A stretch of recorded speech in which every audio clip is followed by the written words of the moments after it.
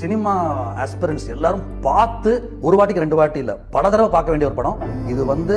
யாராவது ராஜா சாரோட சப்போஸ் அவர் காதுக்கு போச்சா கோச்சு பாரு இந்த படத்தை இப்படி பாக்குறான் அப்படின்னா, என்ன பொறுத்த வரைக்கும் இது பெரிய கிரைம் பிலிம், இது என்ன பொறுத்த வரைக்கும் பெரிய த்ரில்லர், இது என்ன பொறுத்த வரைக்கும் இது மிகப்பெரிய மசாலா கமர்ஷியல் ஒரு மேன் வர்சஸ் மேன்கான பர்ஃபெக்ட் பிலிம். இது நீ எந்த ஒரு ஹீரோ வில்லன் கதை எழுதுறதுக்கு முன்னாடி இதை ஒரு வாட்டி பார்த்தா நம்மளுடைய டேஸ்ட் கொஞ்சம் வளரும்.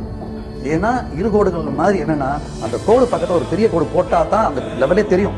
அதாவது நாம மெரிட் பண்ணி பார்த்துக்கிறது ஹீரோவை ஜாஸ்தி பண்ணணும்னா இப்படிப்பட்ட ஆன்டகனிஸ்டை கிரியேட் பண்ண மட்டும்தான் புது டிராமா நமக்கு கிடைக்கும். நம்ம பாட்டுக்கு அதாவது 2 விதம் தான்.